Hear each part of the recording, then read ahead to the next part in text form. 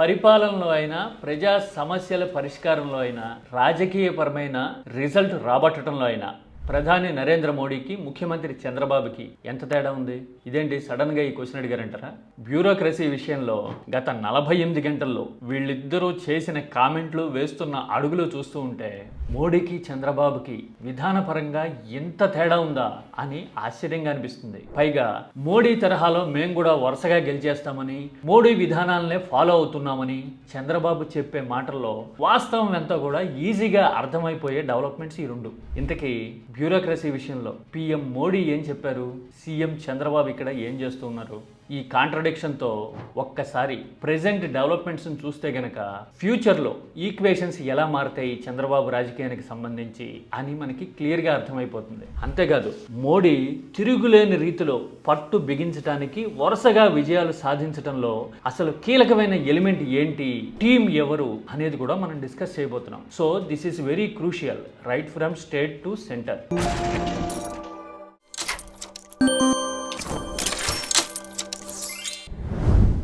Bureaucracy విషయంలో చంద్రబాబు పట్టు బిగించేందుకు, అధికారులు తన చెప్పు చేతల్లో ఉండేలాగా చేసుకునేందుకు బిజినెస్ రూల్స్ మారుస్తున్నారు అనే చర్చ గత 48 గంటలుగా దేశవ్యాప్తంగా జరుగుతూ ఉంది. కేవలం రాష్ట్రంలో ఉన్న అధికారుల్లోనే కాదు. ఇంతకీ బిజినెస్ రూల్స్ అంటే ఏంటి? బిజినెస్కి సంబంధించిన రూల్స్ అనుకుంటారేమో, కాదు.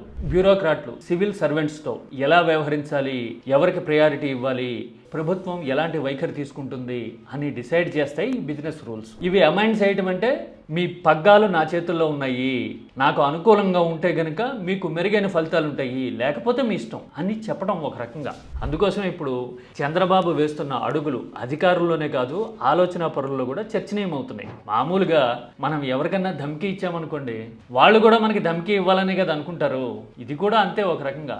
మీరు భయాన వాళ్ళని ఒప్పించాలి అని అనుకుంటే కనుక వాళ్ళు ఏం చేస్తారు? 3 ఏళ్లే కదా, ముక్కు మూసుకుందాం, తర్వాత సంగతి తర్వాత చూసుకుందాం అనుకుంటారు తప్పితే చిత్తశుద్ధితో, ఆల్ ఎఫర్ట్స్తో పనిచేస్తారా?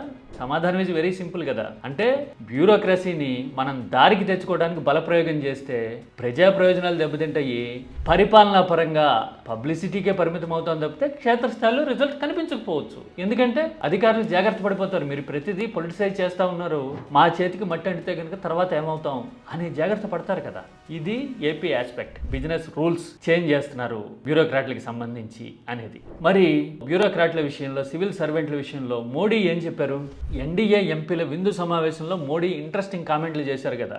ప్రధానిగా ఈ 11 ఏళ్లలో అధికారుల మీద ఒక్కటంటే ఒక్క సందర్భంలో కూడా కోప్పడలేదన్నారు. పైగా తమ ప్రభుత్వ విధానాలేంటి, ప్రజల అవసరాలేంటి, భవిష్యత్తులో రావాల్సిన మార్పులేంటి, ఈ మూడింటిని కోఆర్డినేట్ చేస్తూ విధానాలు తీసుకుంటామని, వాటిని ఇంప్లిమెంట్ చేసేందుకు తగిన బృందాన్నే ఎంపిక చేసుకుంటాము అని చెప్పడం చూశాం కదా. ఇక్కడే అర్థమైపోతుంది మోడీ విధానానికి, చంద్రబాబు విధానానికి ఎంత డిఫరెన్స్ ఉంది అనేది. కానీ మనం మాత్రం ప్రచార విషయాలకు వచ్చేసరికి ఒకప్పుడేమో మోడీ మనకి జూనియర్ అని చెప్పాము, మన విధానాలు చూసి లేట్ 90sలోను, ఎర్లీ మిలేనియంలోను మోడీ ఫాలో అయ్యారని క్లెయిమ్ చేసుకుంటాము.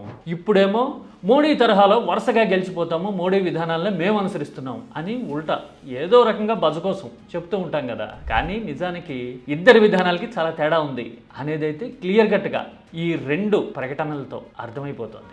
ఇక మోడీ అసలు పట్టు ఎలా బిగించారు, వరుస ఎన్నికల్లో ఎలా గెలుస్తున్నారు, ఆయన బృందం ఎలా ఉంటుంది అని చూస్తే కనుక చాలా ఇన్సైట్స్ మనకు కనపడతాయి. 11 ఏళ్ళు ఉన్నారు కదా మోడీ అధికారంలో. ఇప్పటి వరకు ఈ 11 ఏళ్లలో మోడీ విధానపరమైన విషయాల్లో కీలకంగా వ్యవహరించిన అధికారులు 11 మంది ఉంటారు, క్రికెట్ టీం లాగా. అందుకోసమే ఎంత continuity and popular decision making timely జరుగుతూ ఉంది అంటారు. ఎలాగో తెలుసా? అమెరికాతో వాణిజ్య యుద్ధం వచ్చింది, ఉద్యోగాలు పోతూ ఉన్నాయి, ద్రవ్యోల్బణం పెరుగుతూ ఉంది అనుకున్నప్పుడు GST 2.0 అని సంస్కరణలు తీసుకొచ్చి మొత్తం అటెన్షన్ అటు తీసుకెళ్లారు కదా. టాక్టికల్గా ఇది వ్యూహాత్మకమైన స్టెప్. పైగా రేట్లు తగ్గితే ప్రజలకు ప్రయోజనం ఉంది అనే పాజిటివ్ వేవ్ని తీసుకొస్తుంది కదా.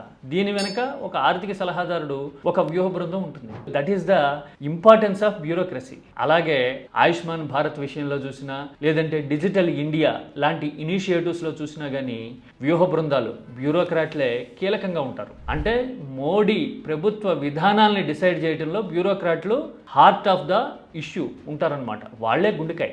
పైగా మోడీ హ్యాండ్లింగ్ ఎలా ఉంటుందో తెలుసా? ఏదైనా ఒక డిపార్ట్మెంట్కి సంబంధించి విధానం తీసుకొచ్చేటప్పుడు, పనితీరుని సమీక్షించేటప్పుడు నేరుగా ఆ శాఖ ముఖ్య కార్యదర్శితో మాట్లాడతారట. మంత్రి సెకండరీ.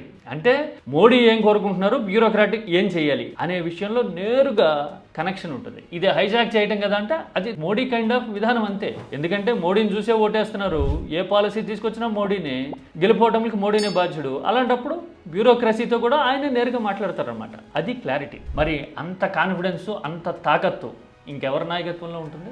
అందుకోసమే ఒక 11 మంది పేర్లు ఇప్పుడు ప్రముఖంగా గత 11 ఏళ్లుగా వినిపిస్తూ ఉన్నాయి. వాళ్ళు ఎవరో చూద్దాం ఒకసారి. Nripendra Mishra, former principal secretary to prime minister. PK Mishra, principal secretary to prime minister. Shaktikanta Das, principal secretary to prime minister. Ajit Doval, national security advisor. Cabinet secretary TV Somanathan. Former cabinet secretary Rajiv Gauba. Former director of enforcement directorate Sanjay Kumar Mishra. Former CEO of NITI Aayog Amitabh Kant. Former finance and revenue secretary Hasmukh Adhia.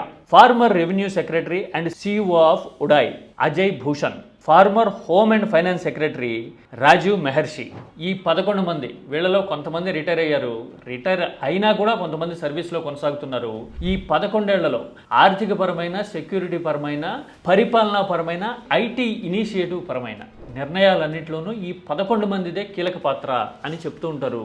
ఈ 11 మంది 11 ఏళ్లలో team Modi అని bureaucracy ఢిల్లీలో నేరుగా చెప్తూ ఉంటుంది. అందుకోసమే ప్రతిసారి పాలసీలో కంటిన్యూటీ ఉంటుంది.